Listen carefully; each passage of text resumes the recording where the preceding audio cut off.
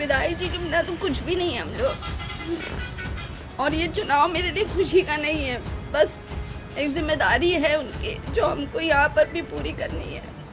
Samajwadi party ने UP विधानसभा के उपचुनाव के लिए 6 नामों का बुधवार को ऐलान किया था। इसमें कानपुर की सीसामऊ सीट से पूर्व विधायक इरफान सोलंकी की पत्नी नसीम सोलंकी को टिकट दिया गया है। टिकट मिलने पर नसीम सोलंकी मीडिया के सामने ही फूट फूट कर रोने लगी। नसीम ने कहा कि टिकट मिलना मेरे लिए खुशी का मौका नहीं है, ये संघर्ष का मौका है। उन्होंने कहा कि हम कमजोर नहीं हैं, कमजोर होते तो बहुत पहले ही भाग जाते। विधायक जी के बिना तो कुछ भी नहीं है हम लोग। और ये चुनाव मेरे लिए खुशी का नहीं है, बस एक जिम्मेदारी है उनकी जो हमको यहाँ पर भी पूरी करनी है। को महाराजगंज हर तरफ हमने पूरी कोशिश करी, इनके लिए पूरी मेहनत करी। अभी आखिरी सीढ़ी है इंशाल्लाह, इसमें भी हम पूरी कोशिश करेंगे कि जीत जाए। और विधायक जी के बिना तो हमारी कोई जिंदगी ही नहीं है हम लोगों की। खुशी तो बहुत दूर की बात है। पूरे केस में जो मुख्य पीड़ित है नसीम फातिमा, वो कह रही है कि हम भाजपा के साथ मिलकर इरफान के खिलाफ प्रचार करें। कोई बात नहीं, कोई बात नहीं। हर पार्टी से लोग आते हैं प्रचार के लिए, तो सबका अपना अपना नजरिया और जो उनकी सोच है उसको हम बदल तो सकते नहीं। ठीक है, जहाँ जाना चाहें। जेल में बंद है, टिकट पहले क्या कुछ बात हुई उनसे? कल ही मुलाकात हुई थी मेरी उनसे। क्या बोले? उनसे दुआ लेकर आए। उन्होंने हमको कल ही बोल दिया था कि जो है 1-2 दिन में नाम घोषणा हो जाएगी। कल उनका हो गया था, तेज प्रताप जी का, उनका करहल की सीट हो गई थी फाइनल।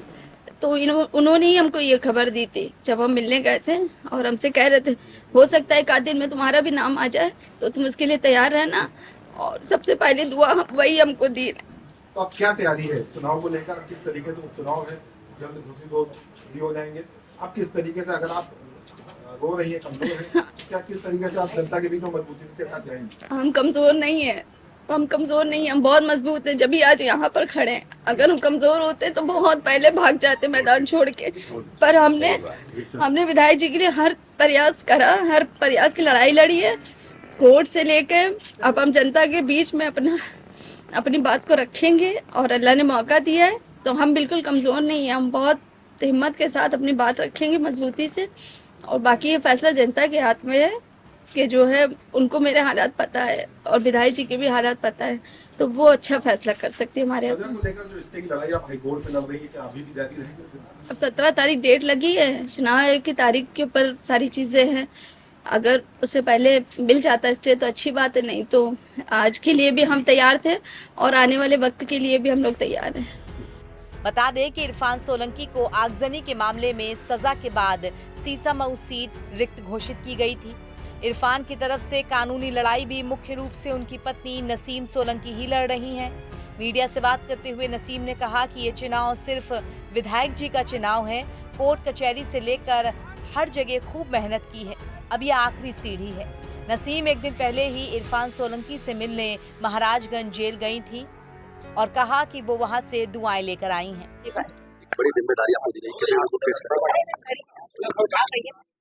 पार्टी ने हम पे बहुत बड़ी जिम्मेदारी दिखाई है और उन्होंने पे विश्वास दिखाया है, तो फिर हम कोशिश करेंगे कि उसमें जो खड़े और पूरी मेहनत करेंगे।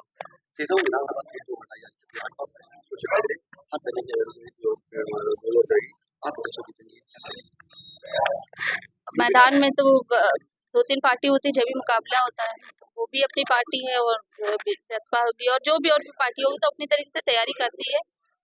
पर जब वक्त आएगा तो आप खुद देख लेंगे कि क्या तैयारी रही और कैसी मेहनत। हमारी कल मुलाकात हुई थी जी, उन्होंने कहा था कि भैया हिम्मत रखना और परेशान ना होना, रोना नहीं, और दुआ दे के हमको भेजा के जाओ, जीत के आना। क्या अहम मुद्दे रहेंगे? विकास का भी मुद्दा है और जो है जनता बाकी सब जानती है, हमें बहुत ज्यादा उसमें कुछ कहने की बात नहीं है और जनता को सब मालूम। सारी जो चीजें 2 साल से पूरी खुली किताब की तरीके हमारी जिंदगी दुआओं में याद रखें।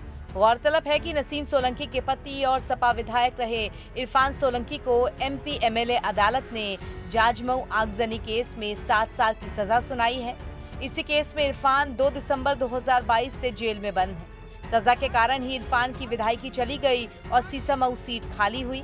माना जा रहा है कि किसी भी समय यहां उपचुनाव का ऐलान हो सकता है। सीसामऊ सीट पर बीजेपी हमेशा ही दूसरे नंबर पर रही है। यहां मुस्लिम वोटर्स ही निर्णायक रहते हैं। ऐसे में बीजेपी ने योजनाओं के बहाने मुस्लिम वोटर्स को साधने का प्रयास भी शुरू कर दिया है। तो वहीं दूसरी तरफ अखिलेश यादव ने सोलंकी परिवार पर ही फिर से दांव लगाया है। अब देखते हैं कि जनता किसका साथ देती है। एनबीटी ऑनलाइन के लिए कानपुर से सुमित शर्मा के साथ ब्यूरो रिपोर्ट।